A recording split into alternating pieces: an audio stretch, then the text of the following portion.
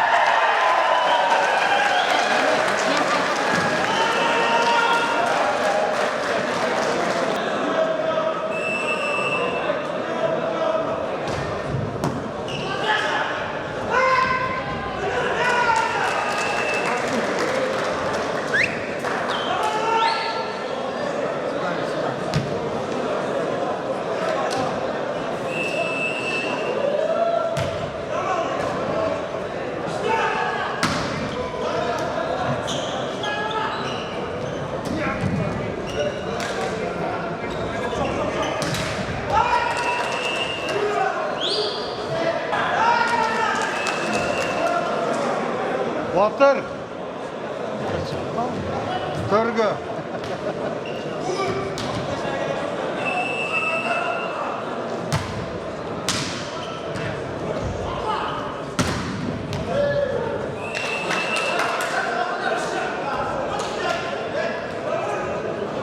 Yemin ettim de kaptanlığına bunu oynuyor.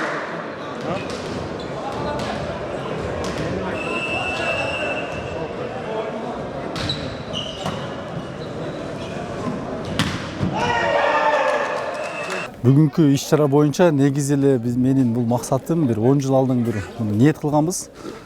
Баш эме да айтып коет эмеспи, аксакалдар да айтып кетет. Бул ниет кылгандан кийин кылыш керек деп. Ошо ниет кылып, ушул ниетибиздин негизинде ушул компания ачсам, компания ачып ушу элге кызмат кылсам деп ниет кылдым эле. Кудайым Алла Таала ырыскысын берип атат. Ырыскысын эл менен бөлүшөйүн, элге да берейин деп дагы ниет кылдык. Ошол ниетибиз боюнча максаттарыбызды мынау иш-чараларыбыз менен аксакалдардан баталайлы, элден баталайлы деп ошол баталыш үчүн ниет кылып иш-чара өткөрүп атабыз.